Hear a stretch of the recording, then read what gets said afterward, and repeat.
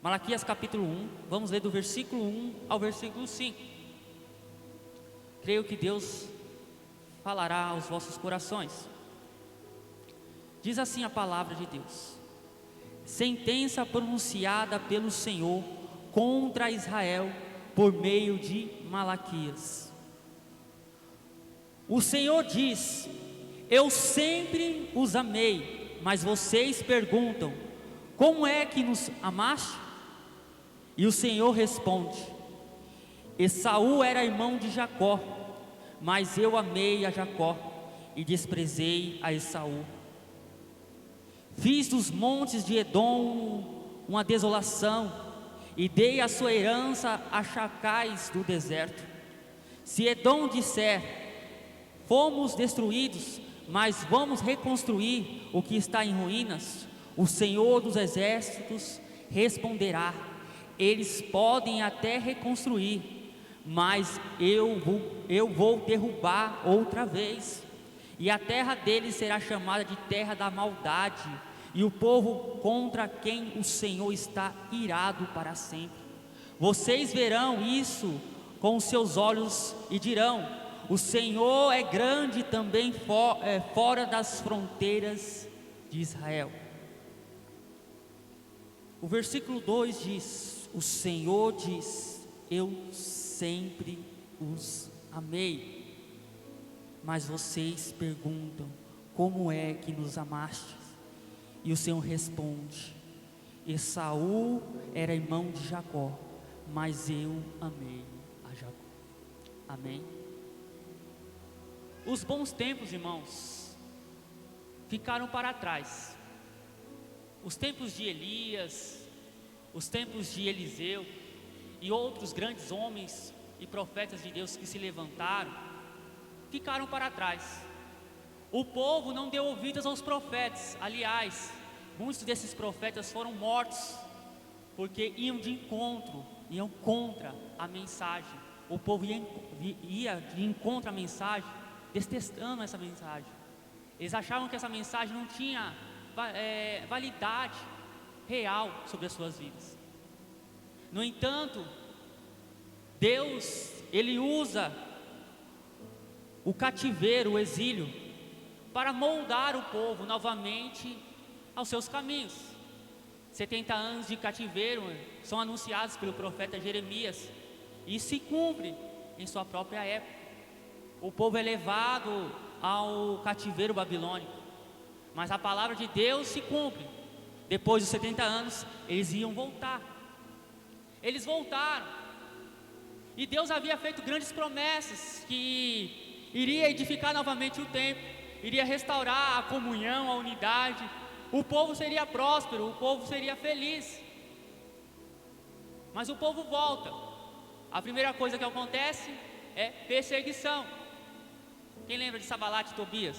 Eles se levantaram contra a reconstrução dos muros, das portas de Israel, de Jerusalém. E o povo, mesmo assim, ele continuou triste. O povo continuou apático às promessas de Deus. Havia corrupção moral dentro do povo. O povo, ele havia se misturado, casado com outras etnias, outros povos pagãos, e isso era contra a vontade de Deus. O relacionamento bíblico é apontado um relacionamento do mesmo pensamento, do mesmo povo, uma relação do mesmo princípio. Ou seja, trazendo uma linguagem de hoje, se você é cristão, você não deve procurar no mundo um parceiro, você deve procurar entre o seu povo. Porque o que acontece geralmente quando você procura em outros lugares? Se torna um jugo desigual, pensamentos diferentes, propósitos diferentes, verdades diferentes, e isso torna um casamento desgastante, dolorido, o coração fica quebrado. Mas Deus, Ele sempre traz uma palavra de ânimo. Eles voltaram e o templo ainda não havia sido reconstruído. Muita oposição, levaram cartas para o império da Pérsia, para proibirem a reconstrução do templo. Mas Deus estava no controle de todas as coisas. Foi nessa hora que Deus levanta profetas como Ageu. Meu é o ouro, minha é a prata. É que Deus pertence. Não fiquem dentro das suas casas, não fiquem satisfeitos com a sua vida comum, normal. Deus não chamou o seu povo para viver de forma normal. Deus chamou o seu povo para ser ímpar neste mundo, influenciar este mundo. E Deus, Ele convoca através de Ageu e Zacarias, para eles voltarem a reconstruírem o templo, buscarem uma fé genuína em Deus, reavivar os corações que estavam apagados pelas circunstâncias da vida. O povo, ele entende, ele recebe as promessas. Que promessa gloriosa, né? A glória da segunda casa será maior do que a primeira. Que promessa gloriosa. O Senhor estará conosco, o Espírito de Deus estará conosco para todo sempre. Que promessas maravilhosas. 100 anos se passaram desde que o povo voltou do cativeiro. O templo foi reerguido, o culto foi estabelecido, mas o templo não era como o templo de Salomão. A glória que se estendeu sobre a inauguração do templo de Salomão não foi a mesma que aconteceu com o novo templo pós-cativeiro. O povo começou a cultuar a Deus de qualquer forma, de qualquer maneira. Os sacrifícios, irmãos, eram sacrifícios tolos. Eles não entregavam o melhor para Deus. Diz o texto que eles levaram animais cegos, coxos, animais que não serviriam para se apresentar diante do seu próprio governador, quanto mais o Deus Todo-Poderoso. Era essa a devoção que o povo estava dando a Deus. E Malaquias se levanta como profeta de Deus, como a última voz do Antigo Testamento, para anunciar uma restauração espiritual, um culto verdadeiro, uma adoração verdadeira para Deus. E Malaquias ele inicia dizendo: é uma sentença pronunciada pelo Senhor contra Israel. A palavra aqui sentença, no hebraico é messar, significa pesada, dura. Algo que é uma tonelada sobre os nossos ombros, sobre a nossa mente, sobre o nosso coração. E ele está falando, não, são palavras que vão acariciar o seu ego, vão cativar a sua alma, mas ao contrário, devem despertar a sua vida em relação a Deus. Malaquias, ele traz aqui o contexto de sua carta como se fosse um tribunal,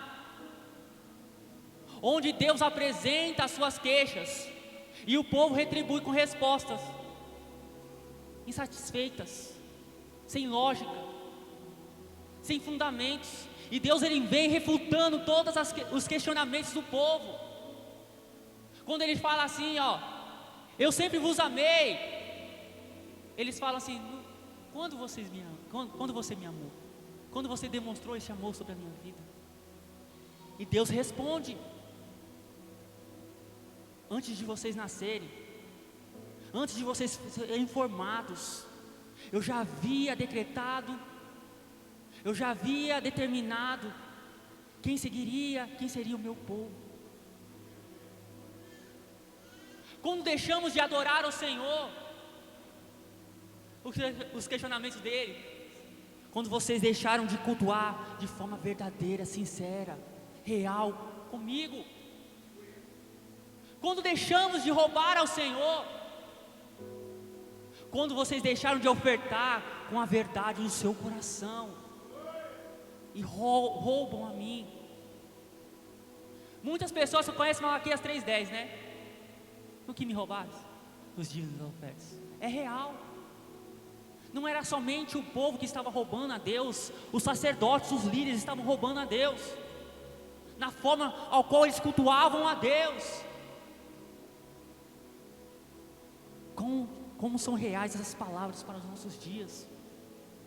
Como são verdadeiras essas palavras para a nossa igreja, para a nação brasileira? São palavras que devem ser meditadas dias e noites. O capítulo 1 e o capítulo 2 trata do período presente. O capítulo 3 e 4 vai relatar algo também futuro, apontando a nossa responsabilidade, porque é aquele que há de vir, virá, o Todo-Poderoso, e Ele vai vir como fogo de ourives, para purificar. Ele vai vir como sabão do lavandeiro, para purificar. Ele vai tirar, no capítulo 4 vai nos dizer, que Ele vai lançar na fornalha quente, toda palha, toda soberba, tudo aquilo que desagrada a Ele, tudo aquilo que vai contra a sua vontade. Mas para aqueles que esperam no Senhor, Ele virá como o sol da justiça, trazendo salvação sobre as suas asas. Mas primeiro, irmãos, como diz o capítulo 3, verso 18: e eu verei a diferença entre aqueles que servem a Deus e aqueles que não servem, entre os justos e os ímpios. Eu gosto da versão King James, que ela fala: eu verei a enorme diferença. Não é simples diferença, é uma enorme diferença entre o justo, entre aquele que serve a Deus e aquele que não serve. Como estamos diante de Deus? E o primeiro passo, irmãos, que nós temos que analisar é a natureza da mensagem. A mensagem era pesada, tanto para aquele que estava proferindo, quanto para o povo que estava ouvindo. Era pesada para o mensageiro. Malaquias significa o mensageiro. Ele não apresenta a sua história, os seus descendentes, os seus pais. Ele só diz: eu vim aqui trazer uma palavra para vocês. Hoje em dia, o que acontece? As pessoas não querem pregar mais a palavra de Deus. Elas querem pregar aquilo que agrada aos ouvidos. 2 Timóteo capítulo 4 vai nos dizer que isso aconteceria nos últimos dias. As pessoas iam buscar aquilo que agradava aos seus ouvidos, como comichões do ouvido, e não iam dar ouvido à sã palavra de Deus. É o que está acontecendo hoje. As pessoas estão pregando aquilo que traz aplauso, alegria momentânea aos corações das pessoas. Não existe mais palavras de confronto, de renúncia, de arrependimento. O amor de Deus não anula a sua justiça. O amor de Deus é um amor justo e fiel. O amor de Deus, Ele anela pelo seu povo prosseguir, buscar Ele e retribuir este amor de igual forma. Então o profeta, ele anuncia a palavra com verdade. Que hoje, homens e mulheres aqui, quando forem anunciar a palavra de Deus, possam anunciar a palavra de Deus com verdade, não querendo resultados, não querendo aplausos, não querendo a fama do mundo, porque Cristo virá. Como eu falei, a segunda forma também, irmãos, é aos ouvidos daquele povo. O povo, ele ouvia uma palavra dura, pesada, mas necessária. As pessoas não estão hoje dispostas a ouvir uma palavra pesada. Elas se calam, elas não glorificam mais a Deus, por Deus estar corrigindo elas. Como assim glorificar a Deus? Porque Deus corrige aquele que o ama. Se Deus ama você, Ele há de corrigir você pela sua palavra. Embora as palavras de Malaquias sejam um peso, sejam duras, veja como ele começa: O Senhor diz: eu sempre os amei.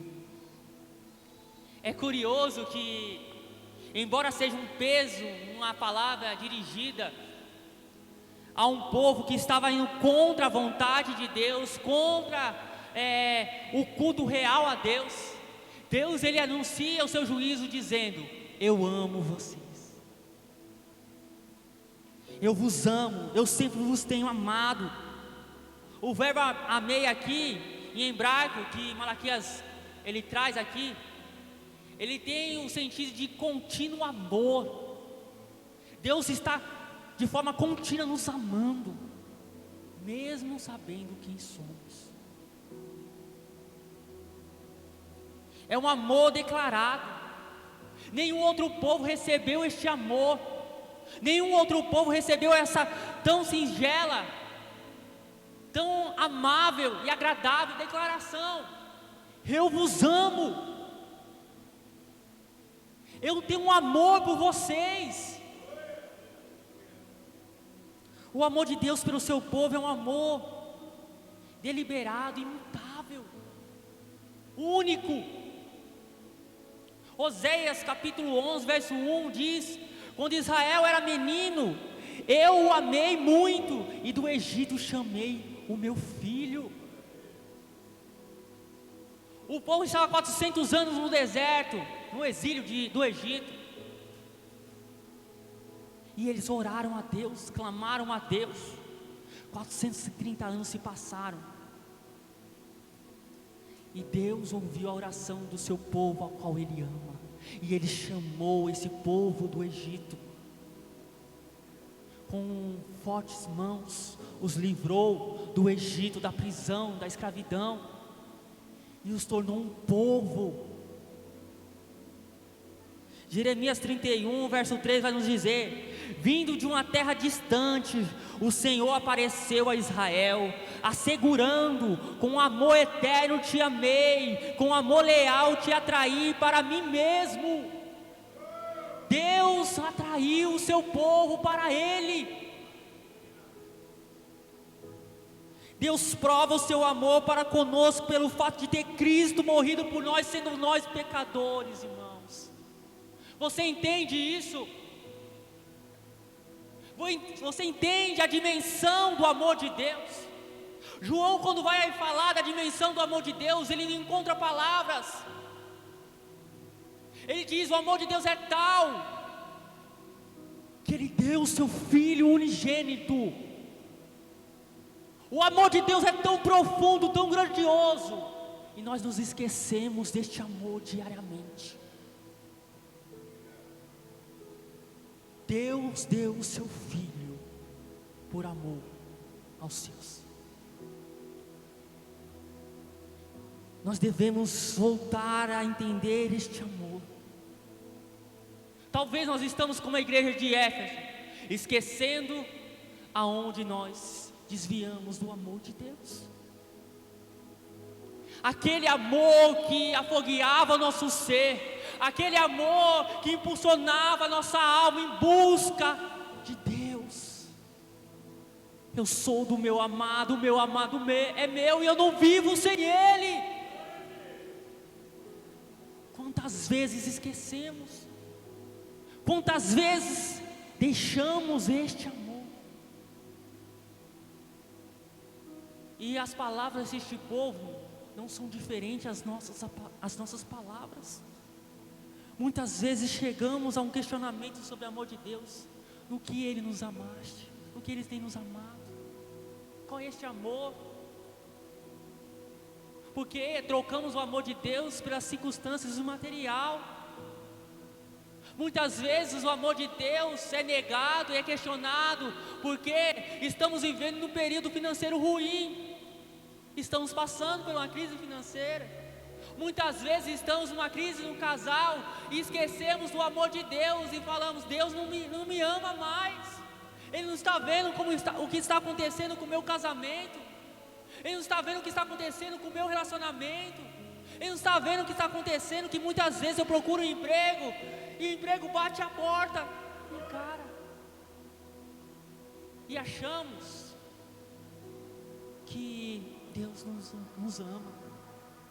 Talvez nós estamos orando e Deus não responde a nossa oração, e falamos: Deus, o Senhor não tem me amado, o Senhor não tem me amado, não tem servido a mim. Esquecemos de Deus e questionamos este amor, principalmente na forma que nós cultuamos a Deus, nós demonstramos o amor a Ele. Nós não viemos buscar a Deus com todo o nosso coração. Muitas vezes nós criamos a igreja como um hobby, como um direcionamento aos domingos todos os dias. Eu venho ao domingo e eu vou adorar a Deus nos domingos. Mas não é uma adoração verdadeira, é uma adoração de imitação. Porque se o louvor começa a clamar a Deus, a igreja começa a clamar a Deus. Se o louvor para de louvar, a igreja para de louvar. Não continua a adoração, não continua o louvor, não continua a paixão e o zelo por Ele. Muitas vezes eu estou ali tocando, eu paro e começo a observar a igreja. Há pessoas que estão dormindo. E eu não digo somente num sono físico, mas espiritual. As palavras que são de adoração não fazem efeito mais no seu coração. Por quê, irmãos? Não entendem o amor de Deus. Charles Feinberg, ele diz que a raiz de todos os pecados de Israel era a sua falta da consciência do amor de Deus. Malaquias destaca aqui, irmãos, duas atitudes do povo em relação ao amor de Deus. A primeira atitude era a insensibilidade. A raiz do pecado do povo era a insensibilidade, o amor de Deus e a sua própria fraqueza. Quando nós somos insensíveis a esse amor, quando esse amor não toca sobre o nosso coração, nós demonstramos do culto a Ele. Você quer ver como está a vida do cristão? Vê como ele se cultua a Deus. Você quer ver como ele ama a Deus? Vê como ele demonstra esse amor no culto a Deus. Somos insensíveis muitas vezes, irmãos. Falamos que queremos um avivamento, mas não preparamos um local de avivamento. E quando eu digo local de avivamento, é o seu ser mesmo. Você é o templo e morada do Espírito Santo. Se você não preparar a sua casa para a vinda daquele que é grandioso e perfeito, como Ele virá? Estaremos com a igreja de Laodiceia. Deus está à porta batendo no coração de todos, mas ninguém abre para Ele fazer morada e habitar. Somos insensíveis aos toques de Deus sobre a porta do nosso coração. Deus nos chama a despertar. Em segundo, irmãos, a segunda atitude do povo em relação ao amor de Deus é a ingratidão. O povo ingrato,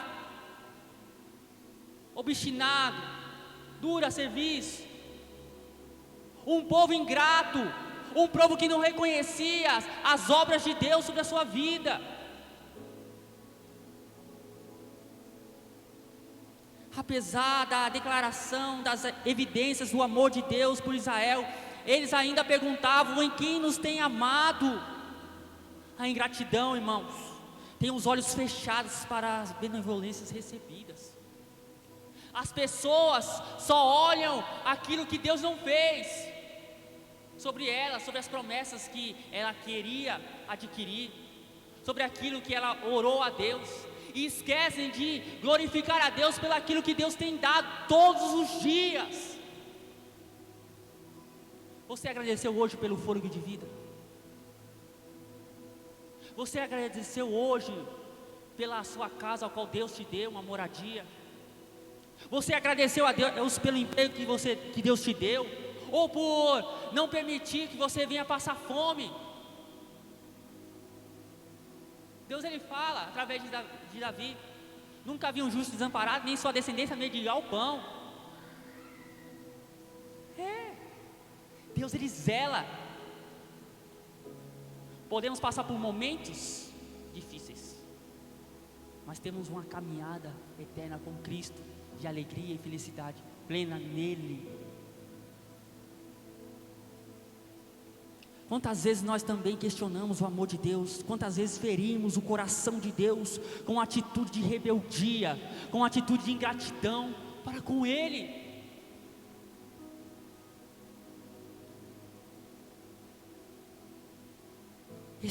Esse tipo de questionamento não é algo exclusivo do povo daquela época.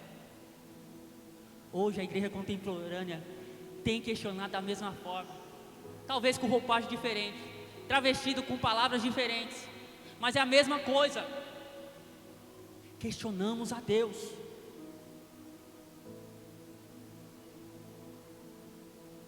A resposta para Deus em relação a isso é algo que talvez pareça não ter nada a ver com o assunto, mas na verdade é o que ele faz e conduz a discussão para o outro nível. Olha o que ele diz assim, ó: a resposta de Deus faz referência à predestinação, irmãos. Tem gente que tem medo dessa palavra, né? Predestinação. Mas é uma palavra bíblica, está nos textos das Sagradas Escrituras. É algo que tem que ser falado. Deus, ele responde a respeito da queixa de falta de amor pelo seu povo, dizendo: eu escolhi a Jacó em detrimento de Esaú. Isso é predestinação. Sabe onde está escrito isso? Gênesis capítulo 25, o verso 23. No verso 22, está lá a mulher sofrendo na gravidez, ela não está entendendo, mas tem uma luta dentro da barriga dela, ela está sofrendo, e ela ora a Deus perguntando: o que está acontecendo? Por que está essa luta dentro do meu ventre? E a resposta de Deus diz: existem duas nações em seu ventre, o maior servirá o menor. Deus estabeleceu isso. Romanos capítulo 9, o verso 10 a 16, vocês podem ler em casa. Você vai ver a compreensão e a meditação de Paulo acerca dessas palavras de Gênesis capítulo 25, verso 23. Por acaso Deus está errado em escolher? Paulo fala: não, porque todos estavam destinados à destruição. Todos nós estávamos sentenciados, como essa palavra de sentença, estávamos sentenciados à morte. Mas Deus trouxe, com sua graça, sem ver nenhuma qualidade em nós, antes de nós nascermos, Ele nos escolheu para ser o seu povo, a sua nação eleita, o seu sacerdote real, nação santa, povo adquirido por Deus, propriedade exclusiva de Deus. A resposta para um amor questionado é que Deus nos escolheu sem merecermos. Todos aqui, irmãos, estavam aptos. Todas as suas obras, todas as nossas obras estavam aptas a ganhar algo, a reter algo sobre as nossas vidas: o inferno. Todos, sem exceção, todos os homens pecados e desujos estavam da glória de Deus. Todos careciam da glória de Deus. E aprove ao Senhor chamar homens e mulheres conforme a sua vontade, os seus desígnios, a demonstrar o seu amor. E esse amor tal que nos constrange a retribuir da mesma forma este amor. João 15, verso 16 vai nos dizer: não fostes vós que me escolhestes, ao contrário, eu vos escolhi a vós e vos designei para irdes e dardes frutos, e fruto que permaneça. Sendo assim, seja o que for que pedires ao Pai em meu nome, Ele o concederá a vós. Quem foi que nos escolheu? Foi Ele, não foi nós que escolhemos a Ele. Muitas vezes achamos que escolhemos a Deus, né? Coitado de nós. Graças a Deus que Ele que nos escolhe. Ele nos chama, irmãos. Mas Ele que opera em nós esse querer, esse realizar, de prosseguir até Ele. É um despertar, é uma luz, é uma graça irresistível. E quando vocês ouvem aquela declaração, eu criei em Jesus e aceitei Ele, vocês têm que entender, vocês creram, porque antes da fundação do mundo, Deus já havia eleito você e chamado você no tempo propício. Isso está em Atos capítulo 13, verso 48. Ao ouvirem essa declaração, os gentios se alegraram sobremaneira e glorificaram a palavra do Senhor. E todos quanto haviam sido escolhidos para a vida eterna, creram de coração.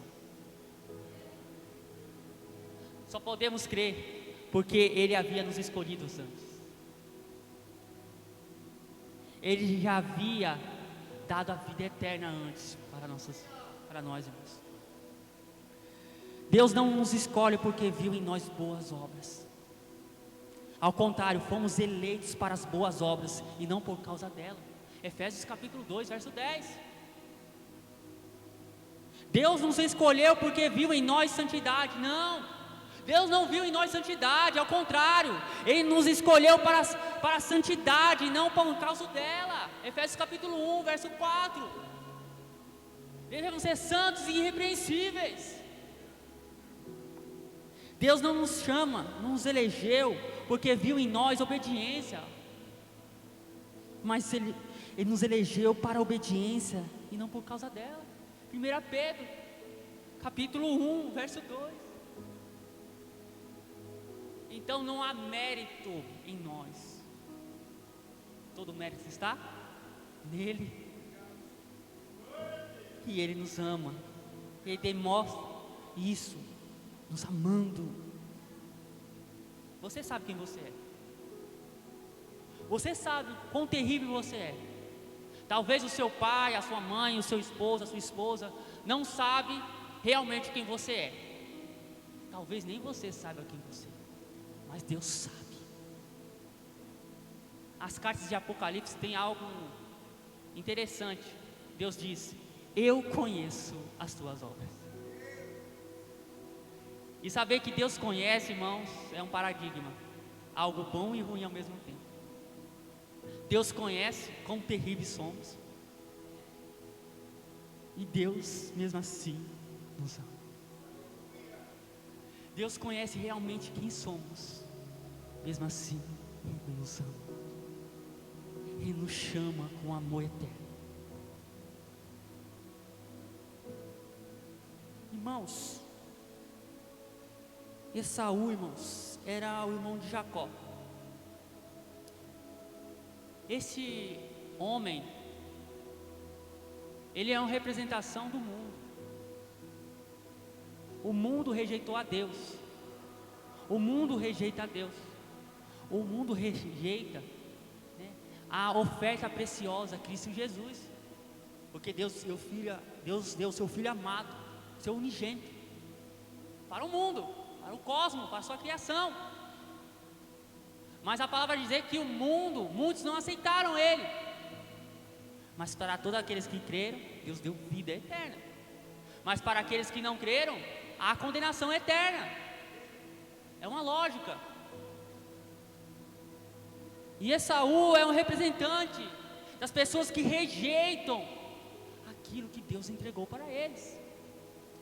Esaú rejeitou a sua primogenitura, irmãos. Em Gênesis capítulo 25, verso 34, vai nos dizer, por causa daquilo que agradava aos seus olhos e o seu estômago, ele entregou a sua primogenitura por um prato de lentilhas. Olha, algo banal, que não tinha qualidades alguma. Era uma comida qualquer daquela época, normal. E ele trocou aquilo a qual ele recebeu do próprio Deus. Esaú, irmãos, não dava valor às coisas espirituais. Ele preferia satisfazer o seu apetite a dar importância às coisas de Deus. Ele trocou o seu direito de primogenitura por um prato de lentilhas. Toda a história subsequente, irmãos, da descendência de Esaú é explicada pelo sistema de valores deles. Eles não têm valores, aliás. Os valores deles não tem proporção alguma. Trocar aquilo que ele recebeu no seu nascimento por algo que ele novamente teria fome, é uma pessoa louca. Muitas vezes agimos com essa loucura.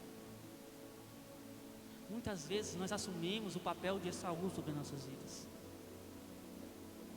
Entregamos aquilo que Deus deu como primazia a nós por algo qualquer deste mundo. Algumas pessoas trocam a promessa, a primogenitura que Deus nos entregou por uma vida sexual lá fora, os prazeres mundanos lá fora,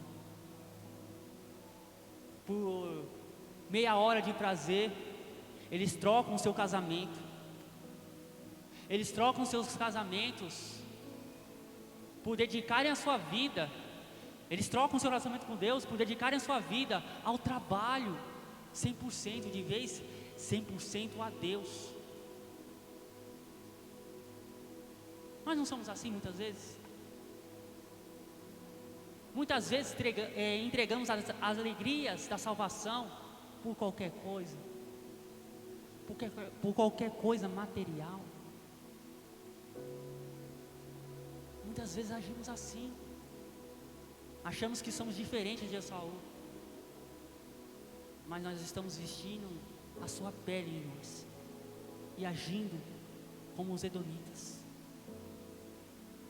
Os prazeres do mundo são mais importantes do que a promessa de Deus sobre as nossas vidas.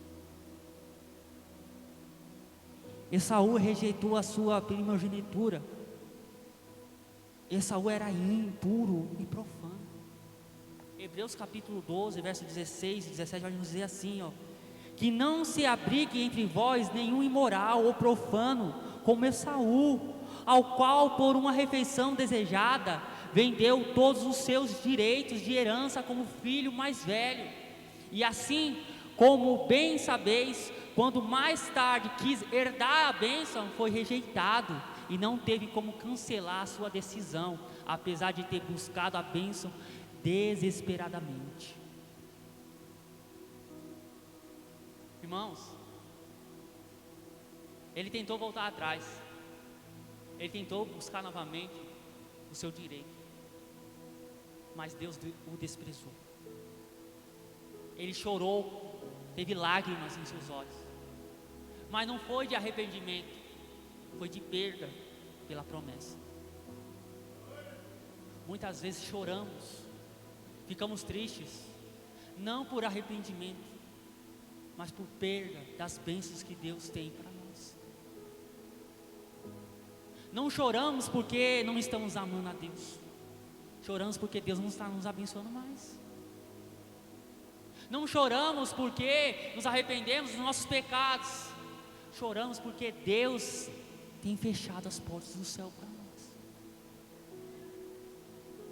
Devemos ter arrependimento real, sincero, e arrependimento real é uma vida de mudança contínua. Eu não amo mais o pecado, aliás, eu odeio este pecado ao qual me atormenta. Se o seu vício, irmãos, tem atormentado a sua vida, lute contra ele. E entenda, você não tem força suficiente, somente em Deus você tem força. Somente Deus te dá capacidade. Não tente lutar com suas mãos, porque você cairá. Busque a Deus com arrependimento, com sinceridade, volte a Ele. dizendo: eu não tenho forças, mas me ajude, Senhor, a vencer. Me ajude a vencer. Os descendentes de Esaú, irmãos, edomitas, seguiram seu caminho. Quando o povo saiu do Egito, estava passando próximo ao território dos edomitas. Moisés, ele direciona uma palavra àquele povo: irmãos, somos irmãos, porque somos filhos do mesmo Pai. Deixe-nos passar pelas suas terras, para chegar na terra prometida. Mas sabe o que os edomitas fez? Eles proibiram a passagem do povo. E não só isso, eles foram contra esse povo, contra o povo de Israel, com lanças, com espadas.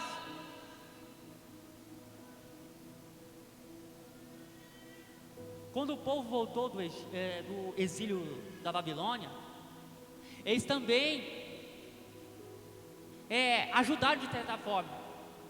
Aliás, antes do exílio ser concretizado, no período que o povo, Nabucodonosor, estava invadindo as terras de Israel, os próprios edomitas ajudaram a perseguir o povo, a matar o povo, a matar os seus próprios irmãos.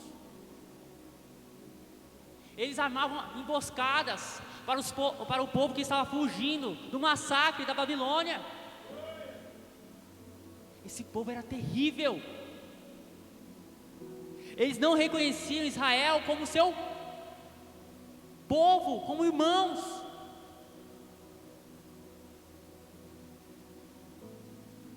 Por isso Deus diz: se Edom disser, vamos destruir, Edom disser, vamos destruir, mas vamos reconstruir o que está em ruínas, o Senhor dos Exércitos responderá: eles podem até reconstruir, mas eu vou derrubar outra vez.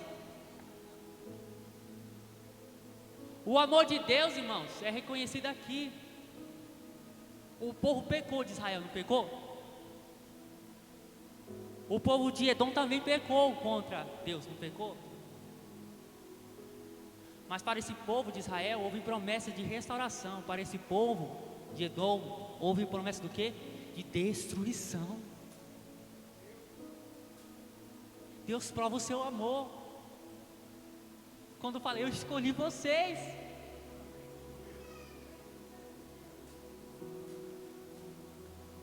O povo de Edom era semelhante ao povo de Babel. Queria conquistar com seus braços o céu. Mas Deus, Ele faz a confusão. Deus faz a destruição de todas as torres que nós levantamos com um sentido de homens, com pensamentos de homens, com propósitos de homens, propósitos humanos. Se você tem levantado um altar, se você tem levantado uma torre com os pensamentos humanos dessa terra, pode ter certeza, Deus irá destruí-lo. Mas se você tem como propósito levantar um altar de renúncia, de humilhação, de reconhecimento do amor de Deus, Deus tem para com o seu povo uma alegria eterna, um prazer eterno. Ele habitará conosco para todo sempre. A aplicação aqui, irmãos, a sentença de Deus é deveras pesada. Precisamos escolher entre o peso da glória ou o peso da ira. Precisamos, irmãos, ter a noção que Deus é um Deus amoroso, mas o seu amor, novamente, não anula as punições contra as iniquidades. Se você está pecando, Deus não vai massagear o seu ego. Deus vai te corrigir para você voltar ao caminho correto. Amós capítulo 3 verso 2 vai nos dizer: de todas as famílias da terra somente a vós outros vos escolhi, portanto eu vos punirei por todas as vossas iniquidades. A graça de Deus, irmãos, não é a licença para pecar, As pessoas confundem graça com libertinagem. Liberdade, como estar livre e solto para pecar e continuar pecando, é de maneira alguma. Se Cristo vos libertou, vocês têm que estar livre nele.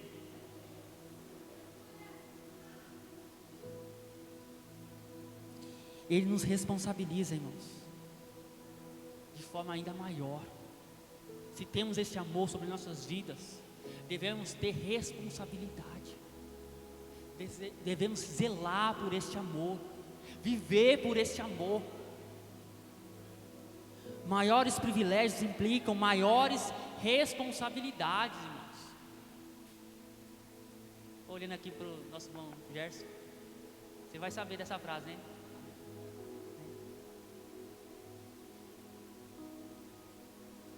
Com grandes poderes vem grandes responsabilidades. Entendeu? Entenderam, né? Alguns entenderam. Mas isso é uma verdade. Isso é uma frase, irmãos, do filme do Homem-Aranha. O tio Ben falou isso. Com grandes poderes vem grandes responsabilidades. É uma frase ímpia? De uma pessoa ímpia? Sim, mas é uma frase verdadeira. Devemos ter responsabilidade pelo amor que Deus nos deu. Devemos agir com responsabilidade com aquilo que foi nos entregue. Foi um amor eterno que Deus nos entregou. Devemos zelar por este amor. Não sermos omissos com este amor. Não adorar a Deus de forma leviana, superficial, mas devemos adorar a Deus com toda a intensidade. Como diz um hino, não devemos ser como bonecos de plástico, movidos apenas, não tendo vida em si mesmos, mas o nosso amor tem que ser real, a nossa vida tem que ser real. O amor de Deus é real. O amor de Deus é real. Você tem vivido essa realidade desse amor de Deus sobre a sua vida?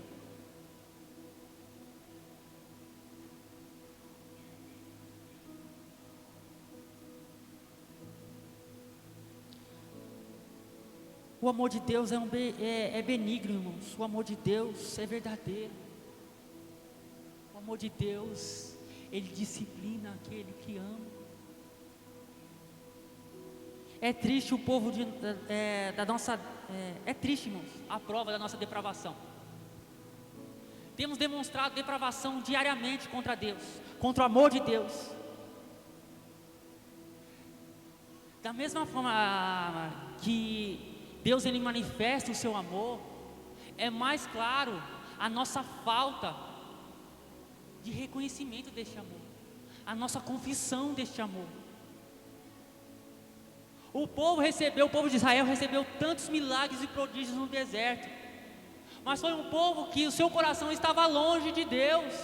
Chegou um momento que Deus falou assim para Moisés: é o seu povo, não é mais meu povo. Se eu for com esse povo, eu vou destruí-lo. E o povo viu milagres, sim, mais milagres. O período no deserto foi um período de milagres. O período de Elias e Eliseu foi um período de milagres, de promessas, de maravilhas. Mas foi um período onde o povo mais se desviou da presença de Deus. O período de Jesus e dos apóstolos, irmãos, foi um período de grandes milagres e prodígios, mas foi um período onde o povo se atrofiou nos seus pecados e não confessaram, não manifestaram a glória a Deus. Devemos, irmãos, voltarmos a Deus,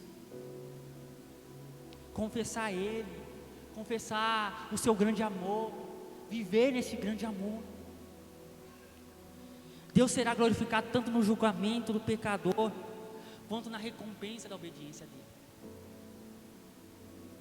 A glória de Deus é manifestada na salvação do seu povo e na condenação dos ímpios, irmãos, também. Todo joelho se dobrará e toda língua confessará o nome de Deus. Em qual lado você está? Um lado que glorifica a Deus, porque recebeu a garantia da salvação e a vida eterna com Ele, ou você vai glorificar a Deus pela sua própria condenação ao inferno? Que amor você tem vivido? Que amor você tem experimentado? Deus não busca adoração, irmãos. Deus busca os verdadeiros adoradores. Deus não busca adoração. Deus busca os verdadeiros adoradores, que adoram em espírito e em verdade. Deus não precisa da nossa adoração, irmãos. Se eu não for no culto, se eu não falar, se eu não pregar, se eu não louvar, não vai ser um culto normal. Será deficiente, porque a minha grandeza, a minha glória não está aqui. Não é que as pessoas pregam, anunciam com suas atitudes. Mas não, Deus não precisa da sua adoração.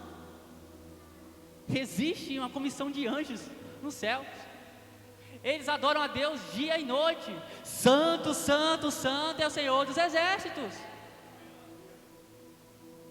Toda a terra está cheia da sua glória, irmãos. Mas mesmo assim, Ele reserva a nós, e Ele busca verdadeiros adoradores, que adoram em espírito e em verdade, que adoram e o amam, que confessam esse amor. Irmãos, os louvores são para a glória de Deus, mas o louvor não é a vida com Deus. Somente louvar a Deus não é ter uma vida com Deus. Somente vir aqui nos cultos de domingos, nas quintas-feiras, não é ter uma vida com Deus. O culto é uma vida de sacrifício, um sacrifício vivo, um sacrifício reto, de entendimento, de razão espiritual. Devemos cultuar a Deus, devemos amar a Deus, cultuar a Deus com todo o nosso ser, com toda a nossa alma, com todo o nosso entendimento.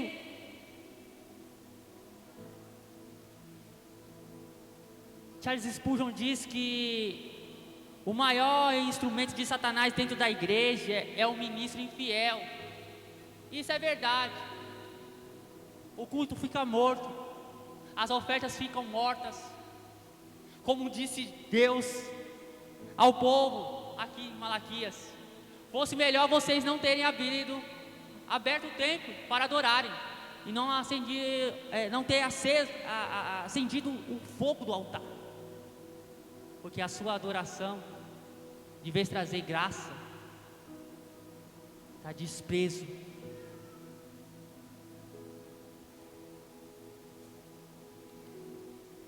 Olha o versículo 10: que dera houvesse entre vocês alguém que fechasse as portas do templo, para que não acendessem em vão o fogo do meu altar. Eu não tenho prazer em vocês, diz o Senhor dos exércitos, nem aceitarei as suas ofertas.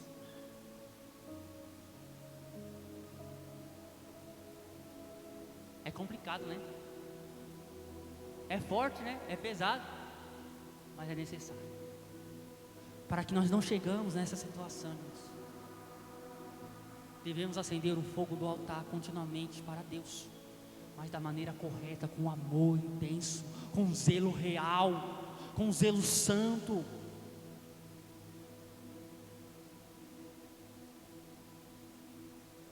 Que Deus venha acender um fogo em nosso coração,